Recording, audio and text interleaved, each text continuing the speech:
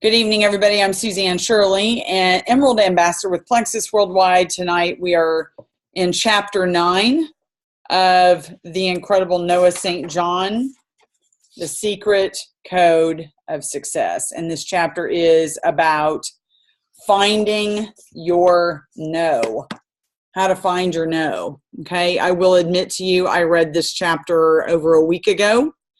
I went on a 10-day vacation / business trip, got back at midnight last night, still not completely unpacked. I have people texting me. I have people that are trying to sign up ambassadors right now. There's no way I can listen to a message. Okay, so hang on, I have to text this person. On team training, can you text? I can't listen. Okay, so I'm going to just get on with it. I have learned to not get all frazzled that I could, I kept on working and doing things today before we got on the Zoom. And I kept thinking, I'm going to get in the shower, going to dry my hair, going to do all that. Nope, didn't have time. Ran out of time. So I was like, okay, throw on some clean clothes, spritz myself up. I'll take a shower later on before bed. So that's what I'm doing. So we're going to talk about find your no. Okay. So if you remember, we've been going through all these chapters. And in so many of these chapters, we're finding big reasons why people don't succeed. Big reasons. I feel like I just want to go through a few. Can we just go through a few? Let me see if I can do this very well, okay?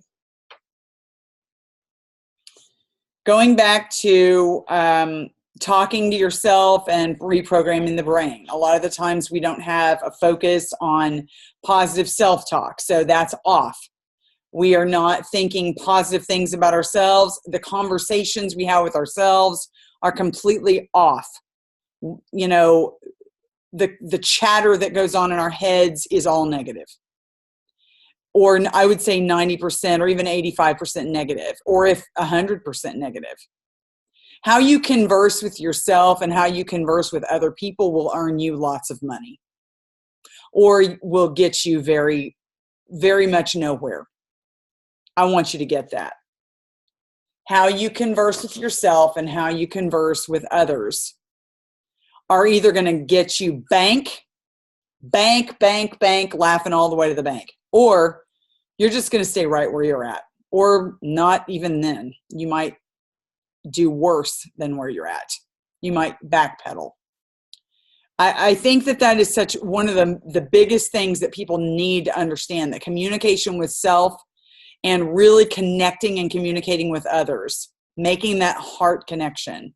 Those are the two things that are going to increase your overall bottom dollar for your income. Okay. Also, loving mirrors and safe havens. Not seeing yourself in a positive light, having a low self-image, huge roadblock to success. You've got to have a better self-image of yourself. You've got to work on that. You also have to have people that you can go to where there's a soft place to fall with them. You can be yourself. You have a mentor, you have a friend, you have someone that's doing this with you or doing something, doing life with you that you can trust and depend on and rely on to give you real, honest, true support and not criticize you. You need a system of support. Many people don't have systems of support. They don't even have their office set up for success. They don't have their habits set up for success. They don't have their lifestyle set up for success. Their family is working against them. The people in their lives are working against them. So systems of support. whatever those cases may be, whether it's habits or people that are not supporting you. Working in goal-free zones, meaning learning how to get rid of the things that aren't getting you anywhere. A lot of people are wrapped up, still doing the same thing, running on a treadmill, spinning their wheels and not going anywhere. And that's keeping them from success. Working still on goals that are old and worn out, and there's no reason to even work towards them anymore, but yet you find yourself still doing the same thing. Okay, here's another massive thing that's holding people back. Protecting someone so that they won't be so upset when you're successful. Punishing someone because you're upset with whatever it is that they're doing that you don't like and you can't control. So you're going to punish them. Or you're busy pleasing people constantly. Pleasing other people, not serving yourself. You must have your goals to be a top priority if you want to be successful. So people are so wrapped up in what other people think, either by pleasing them, punishing them, or protecting them. They're so worried about what other people think about what they're doing, if they're going to accept it, they're not going to accept it, if they're going to be okay with it, if they're going to be angry about it, if they're going to be happy about it. They're so worried about what others think about their success. Or they're just trying to control other people. I've met people that will literally punish other people. That's one of the biggest things that they're always caught up in. They can't control someone, and they're not liking some of the things that person is doing. So they keep trying to punish them, and they're all caught up with constantly punishing them in any way they can figure out a way to do that. So that completely makes them lose focus for their own success. I'm just going over them all. People that can't say no. People that can't say no to themselves. They're always wrapped up in doing things that they shouldn't be doing, that's distracting them. It's keeping them off the target, keeping them off course. They can't say no to themselves. It's hard for them to say no to other people. They're constantly trying to make everyone happy. And they don't have a global, universal yes that Noah St. John talks about. In other words, a grand purpose that you're working towards. If you don't have a grand purpose that you're working towards to say yes to all the time, you're going to be constantly saying yes to everybody else. You've got to have this grand scheme, this grand purpose, and this grand why that you're saying yes to every day, so that you can learn how to say no to the things that aren't going to get you to that grand yes, that universal yes. And that's where we are on chapter 9. Chapter 10 is find your because. I don't want to get into that too much, because people, a lot of the times, don't have a why. They don't have a why for doing anything. They're just doing something. Either it's interesting, they see somebody else doing it, they're fascinated by it. I haven't read the chapter yet, but this is just my take here on not having your because, not having your big why, your big because. I meet people all the time in this business, and they don't have a big enough why, and they don't even know really why they're doing this. A lot of people say, I want to get healthy. Okay, well, that's going to happen pretty quickly. You're going to get healthy really quickly. Okay, now what? You better come up with another why, because now that you're healthy, why are you going to share with everyone? Because you want to help other people get healthy? That's great, but that's not big enough. It needs to be about you. You're not going to get up in the middle of the night because you're just so passionate to share plexus with everyone. I'm sorry. That's not a big enough why. That's a great, noble idea. And it would be wonderful if we all were so noble to want to help everyone else that would wake us up in the middle of the night, that we just couldn't wait to go and find ways to help other people But I'm sorry, a lot of us, in fact, all of us, we're made to be constantly thinking about ourselves. And if you can't figure out a way, a why that's about you, that you're going to focus on all about you, then you will not do the hard work when things get tough in this business. Now that is next chapter. So I feel like I just went over all the big stumbling blocks, all the big roadblocks that people have that keep them from being successful. And it's not just in Plexus or in their business that they're not being successful. They're not making the money, but they're just not really fully open to successful ideas in their lives. They're just doing the same thing every day, doing the same thing every week. There's nothing wrong with doing that kind of thing. There's a million trillion people out there doing that. But if you want to be a part of the 3% that make things happen, thank you, Kelly. Thank you, Kelly. You just made my day. But if you want to be a part of the 3% that make things happen, you're going to have to start working on these areas right here. This pyramid of Noah St. John, the secret code of success. You're going to have to get these things worked out for yourself. Okay. Let's talk about the second to last stage of finding your no. There are many roads to success, but only one sure road to failure, and that is to try to please everyone else. Everyone else. Okay?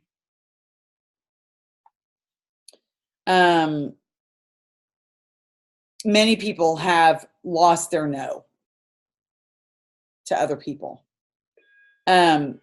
They feel like when someone asks them to do something or mentions something that they would like for them to do, they feel like it's an automatic order that needs to be obeyed. They've lost their ability to say no and not feel guilty about it at all. I don't have that problem. I do a little bit, a tiny bit. I feel guilty a little bit because I feel obligated in a lot of cases to do things for folks. But in the end, I don't have a problem with saying no because I do it regularly. I do it a lot. I'm not saying that after I say no, I don't feel a little bit guilty. I do feel a little bit guilty, but it's short-lived because my mental sanity and my mental health and my own family and my own personal life and the things that are going on in my life are more important to me than making somebody temporarily happy. If it's urgent, if it's something that's life or death, if it's something that it's a very, very close friend, they need me, and I will drop everything and come running. There is no doubt about that. But I'm not talking about that. I'm talking about somebody that's asking you for a ride to the airport, somebody that's asking you to help them move, somebody that's asking you to do something that's going to really inconvenience you when it's not convenient for you to help them. And your heart's not in it because you're so wrapped up doing other things that you've got so much going on that you can't do that thing for them. And you cannot find it within you to politely say, hey, that's not going to work for me right now. I've got a lot going on. Is perhaps maybe later I can help you with something if you need me in a week or two. But right now it's not a good time for me. And don't explain yourself. You don't have to give an explanation. The 3%ers don't have any problem with this. They stick to their agenda when other people's agendas diverge from their own. They stick to their own agenda. They don't feel like their agenda has to go with the other person's agenda just because they want it to. They disagree without being disagreeable. They do it with a smile. They say no with a smile. Now, if all we were saying is just say no, that's a rudimentary idea. It's elementary. It is simple, but you can't just say, I'm sorry, but no. You're not going to do that. You have to learn how to decline tactfully and politely, but firmly, without an explanation. You don't owe people an explanation. It's not easy, especially if you're in the habit of doing it all the time. There are 3 distinct aspects to find your no, okay? Find your personal no, find your interpersonal no, and find your global no. I think I talked about those briefly when I was going over the overview. Your personal no is you examine the activities that you're doing in your life and you determine which ones are draining your time, money, and energy. And you start saying no to those things. And you reorganize your life to get it straightened out, to be focused on the things that are working for you in the direction that you want to go. It's basically self-management and self-control. Look, you want your paycheck to get bigger, you better learn how to start managing yourself better. Self-management is key to success. And might I just say it again? I want to make this point. Self-management, not managing others. You cannot manage anybody but you.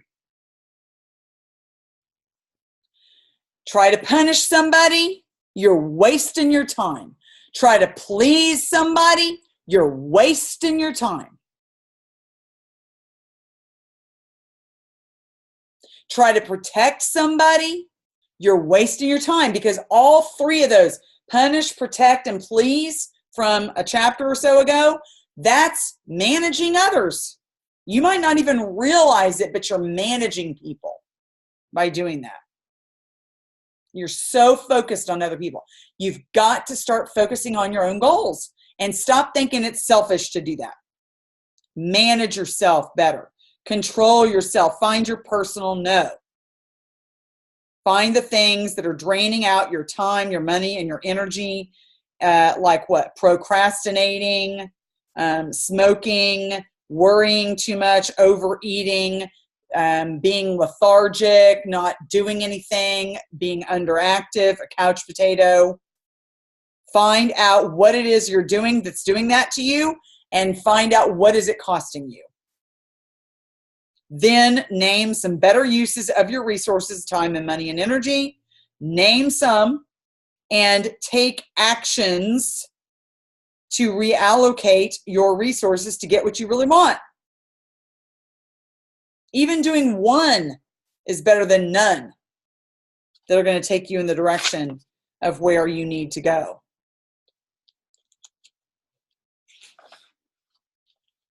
Okay? That's your personal no.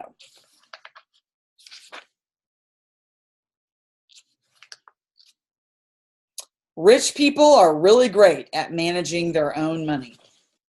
Are you really good at managing your own money? Are you good at reallocating your own resources? You've got to learn how to detect, deflect, and reflect. And that is going to be your interpersonal no. So we just talked about your personal no, saying no to your own self on the things that are taking away from your time, energy, and resources. And then your interpersonal no is when people make demands of you that you simply cannot or do not want to do. But you have the power to say no to those things. And here's how you do it. You detect, deflect, and reflect. So detect it. Be very good at detecting it when someone's trying to ask you to do something. You see the demand they're putting on you. You see it immediately. You deflect, meaning you ask what's behind it. You can ask them a question. And then reflect is you synergize. Now, let's talk about that just a little bit.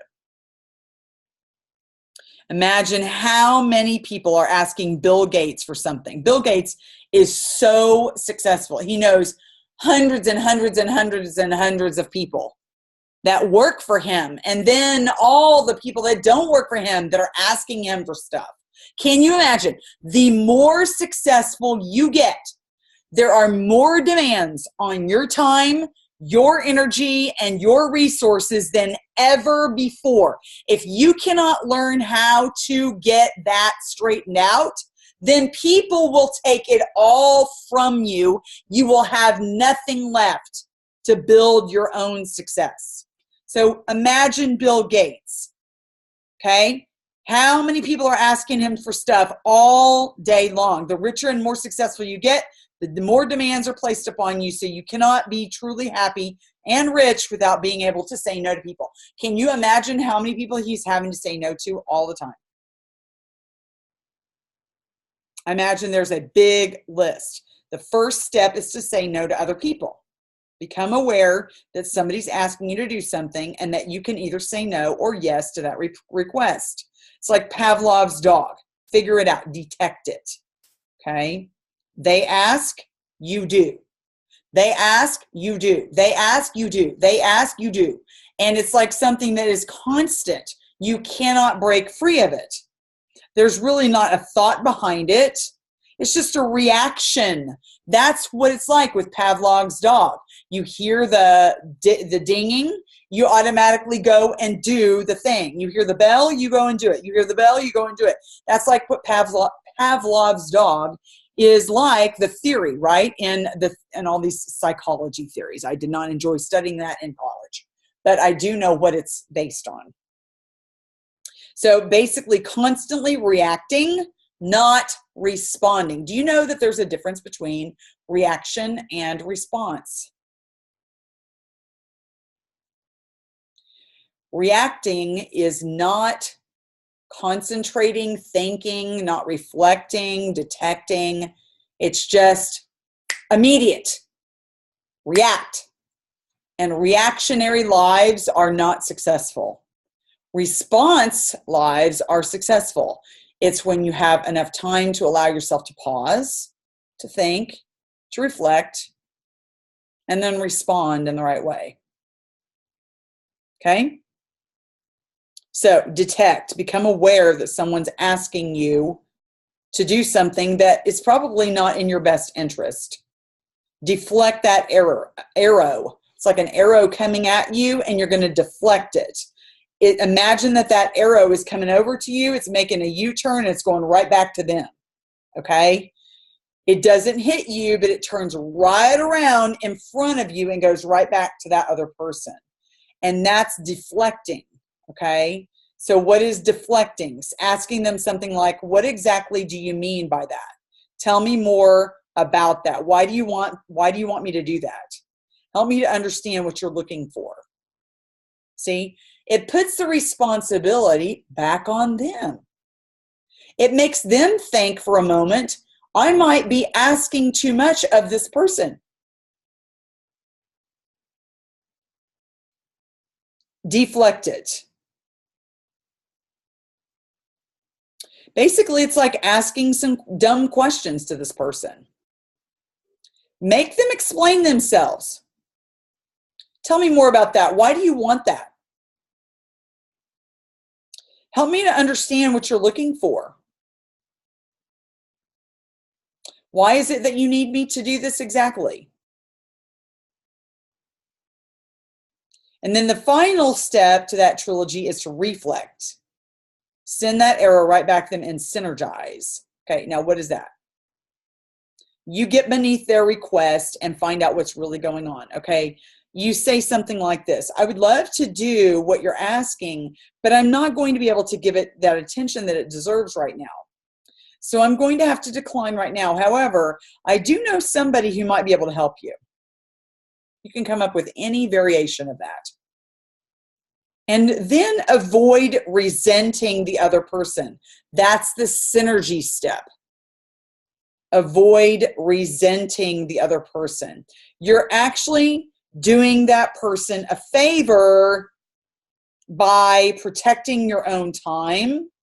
You're protecting your relationship with that person. Have you thought about that? Because you're going to end up resenting them eventually, if you don't already.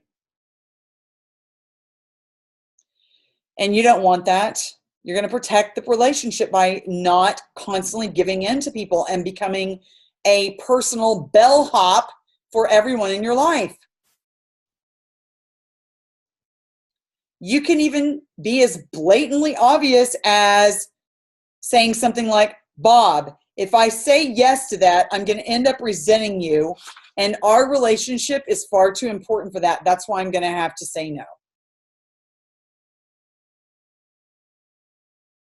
Your time is the most valuable commodity you have. You're never going to get a moment back, ever. So shouldn't you protect it with your life? It's the only resource that you have that is not renewable. You can get more money if you lose money. You can get more money, but you can't get more time.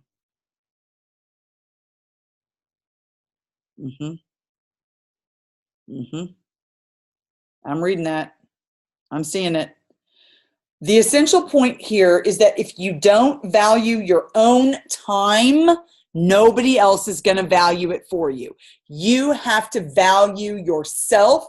You have to value your own agenda, your own success, your own time, your own energy, your own resources. No one else is going to put that first on their list. And so if you don't protect yourself, no one else is going to do it. You're just going to be an open book for everybody to take advantage of you. Have you ever noticed, now think about this, have you ever noticed that there are certain people in your life who you've learned that you cannot ask them for certain things because they're always going to say no to you? They don't have any problem with finding their no. Not one problem. So what are some real great ways that you can say no to somebody tactfully? What are some really great ways that you can say no to somebody but use tact and kindness? I'd love to help you, but I'm cutting back on the time that I spend in that area. How about we talk about this next year? I like to schedule in those types of requests several days in advance. So can you make that work for you? I can hear the urgency about this, but I'm just not set up to respond to emergencies. That sounds like so much fun, but it's not just for me. It's just not for me. Okay. Sounds like so much fun, but it's not just for me. Just not for me. Why are you pushing me so hard? Put it back on them. Make them explain themselves. I understand that there are consequences when I say no to this, but I'm willing to live with those consequences. That's powerful. You've been so good to me, but I need to say no to this. Is there something else I can do? That's just not the sort of thing I can respond to in this lifetime. That one is so bold. I would love to chat, but this is part of my business day, and I'm focused on earning money. How about chatting tonight? Okay. I used to have a sign on my wall in my classroom, right next to my desk, when a student would come up to me and say, Miss Shirley, can I have an extra day to finish this? I had this come up and that come up, and can you? It was all my problem. Their emergency, their last minute, their whatever was all my problem. And the sign said, oh boy, I just forgot it.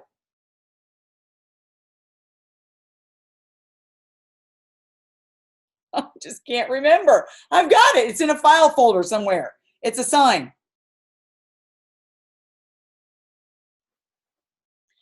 I've just completely screwed this up. Your lack of preparation does not constitute an emergency on my behalf. Yeah, that's it. It's my husband's favorite phrase. I have been Shirley. out of teaching too long. I used to be able to roll that right off my tongue. Your lack of preparation on your part does not constitute an emergency on my part. Mm-hmm. I would just look over there and point to the sign. I'd say, what does that sign say right there? Blah, blah, blah, blah, blah, blah, blah. I'm like, okay. Integrate that into your brain.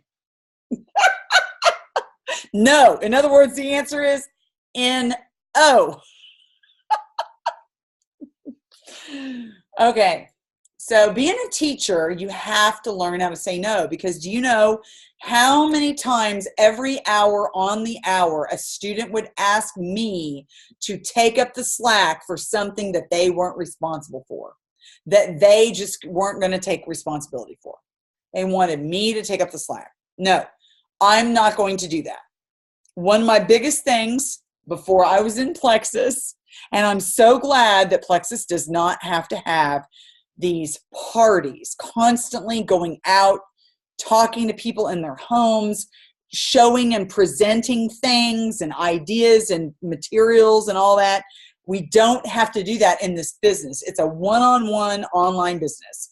And I remember when I did that in the jewelry, I had a jewelry business, and for 1 year I did it so I could earn personal training sessions. I had enough money to do that. And I started resenting having to spend so much time away from my husband doing things. I was more exhausted from teaching than ever because I had to do these jewelry parties in the evening. And whenever I got out of that thing, a person would ask me, Suzanne, I'm going to have a facial cream, moisturizer, whatever, facial products party at my house. You'll get a free prize, this, that, or the other. I'm like, I don't need a free prize. I don't need a facial cream. And I'm sorry, I'm going to say no to you. And it's not that I don't want whatever, but I buy facial cream down at such and such.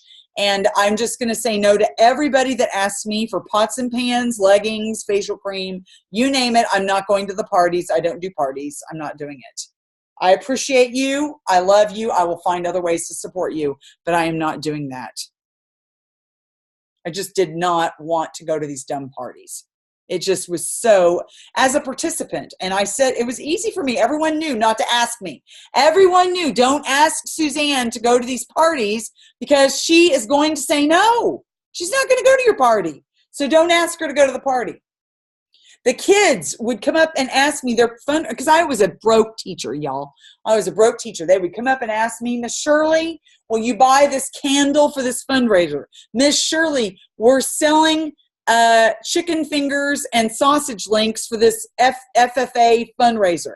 Miss Shirley, I'm selling these trinkets for Christmas ornaments for this fundraiser for choir. Will you? No, honey, I cannot buy that. If I had a dime for every kid that asked me to buy something, I would be freaking rich. I'm sorry. I could not do that. I had to say no. And I didn't like to see their little faces. I didn't like to say no to them. I always used to say, such and such, you know how much I want to say yes to you, but I cannot do it. I just can't do it. And you know what? What's wrong with saying that to anybody that asks you to do something that is not in your best interest? Just say, you know what? I'm feeling very compelled to say yes to you, but it's not going to be in my best interest to do this right now. And you don't have to explain why. You don't have to say, because I have so much going on, because I'm too busy, because I've got this to take care of. You don't have to explain yourself. Stop explaining. Just say, it's not going to work for me right now. It's not going to be in my best interest right now. And I have to take care of myself.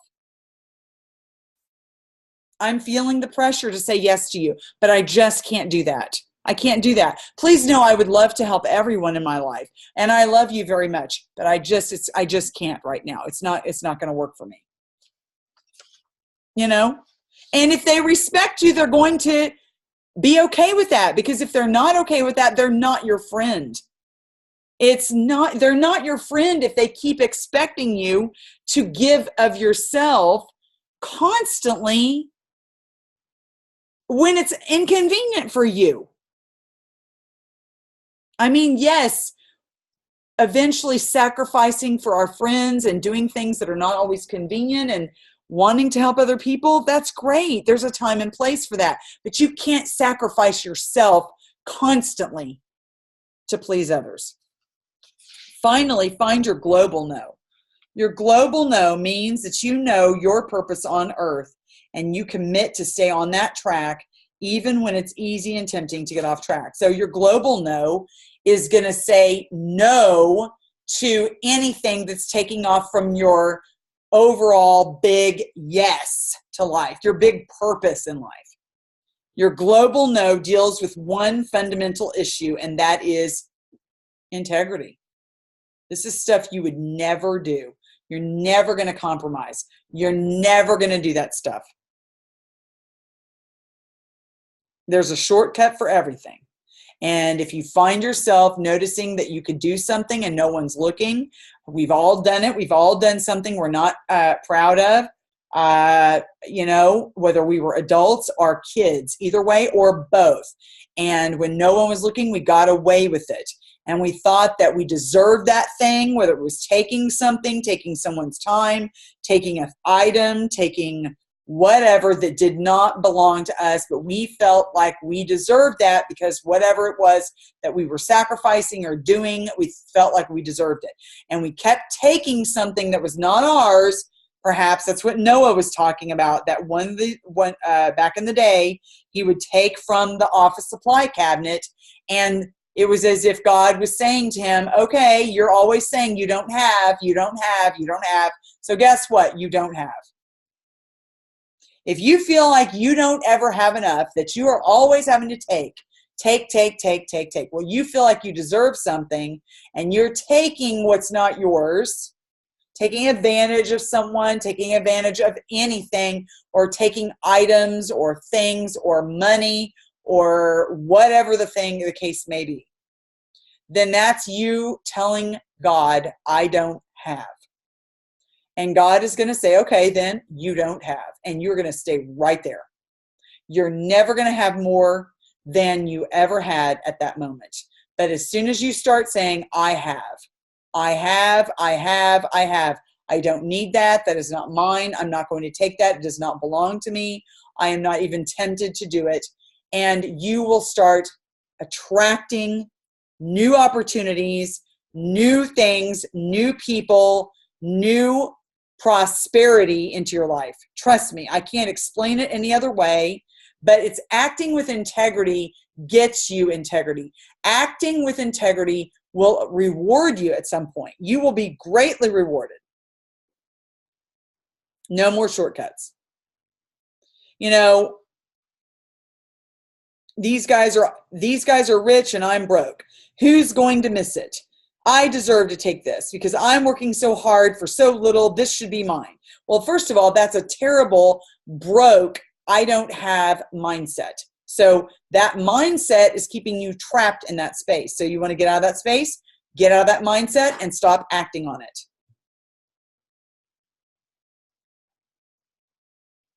Okay?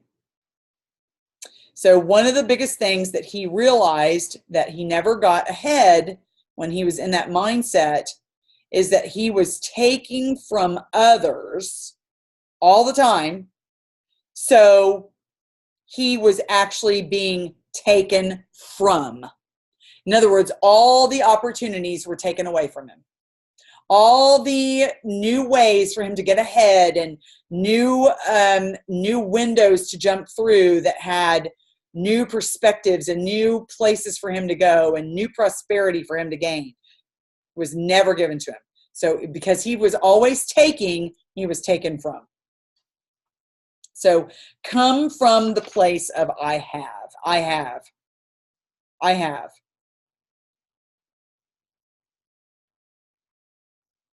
Be careful what you say and do, because that will become your very, very, very life.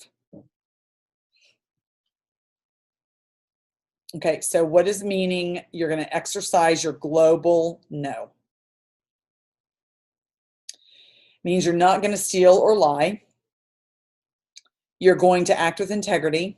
You're going to stand your ground, even if it is unpopular.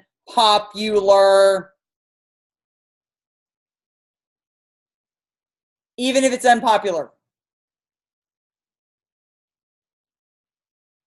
You're going to stand your ground. He says, I am very careful about what I say. My word means a lot to me, and the people around me know that my word means a lot. I don't make a lot of promises, but when I do make a promise, it's going to happen, usually before I say it will. Unsuccessful, get this, okay? Here it is, get it. Unsuccessful, unhappy people do the reverse. They make lots of promises with lots of talk and never do the action. They say they're going to do all kinds of stuff and they never do it. They break their promises. Have you ever known somebody that's told you, I'll be there at 4 o'clock, you can plan on it, you can depend on me, and you're standing there depending on them and they don't show up?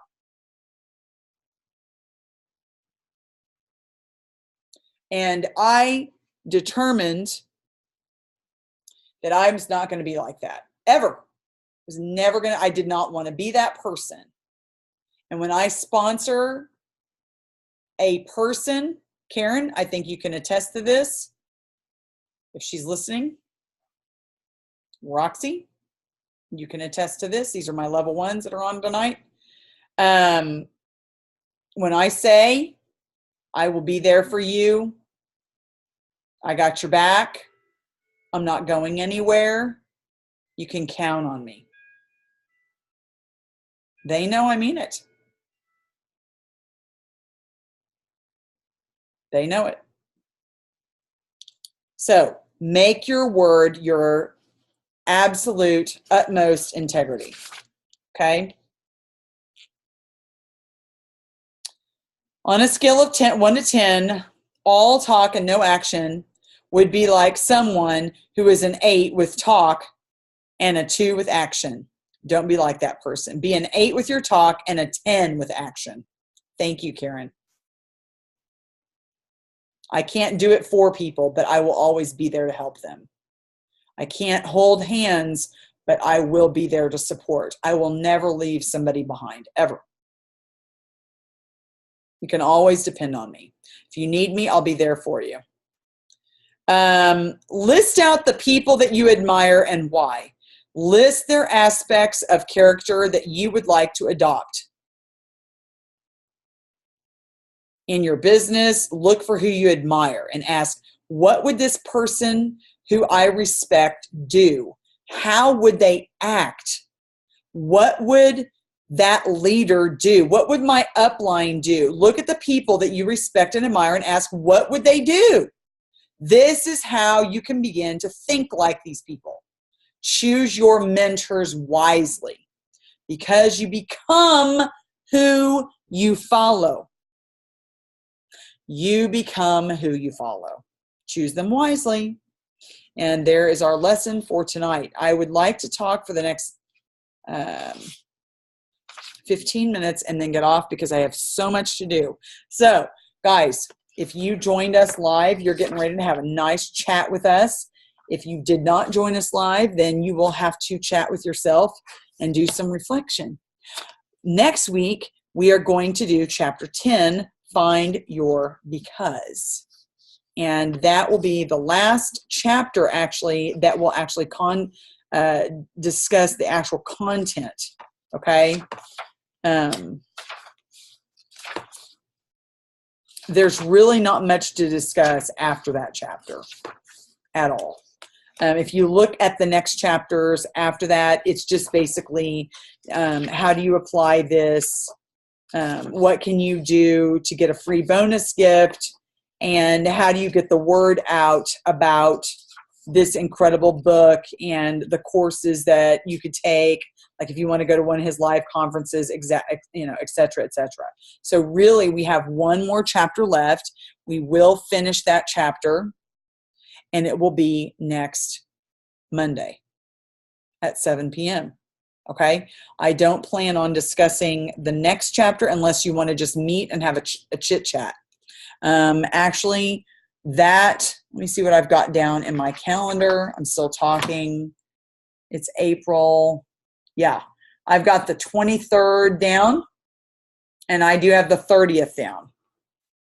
So why don't we go ahead and meet on the 30th? Now that's the last day of April. Oh my, I already have it down. So surely we can do a 7 to 8 o'clock on the 30th of April. It is the last day of convention qualifications. That's a pretty big month right now. I think May is going to be an even bigger month, quite frankly, because of the too big to miss. Big reveal for all that stuff. So let's go ahead and do a wrap-up meeting, not next week, but the one after. So we're going to have 2 more meetings in April, and then May is going to come rolling around, and that we will no longer meet after the next 2 weeks. Okay, so plan on that. So go ahead and read chapter 10 for next week and be ready for that. The week after that, bring some questions that you would like to talk about, any kind of thing that you have been concerned with. Maybe it's something you struggle with, an issue with your business, some questions of any sort. It doesn't have to just be about this book. It can be about anything. We're going to be here to have a meeting. So put our brains together, brainstorm, collaborate, and that's exactly what I would love to do. Okay, so peace out. See you next week on the flip side. Mwah!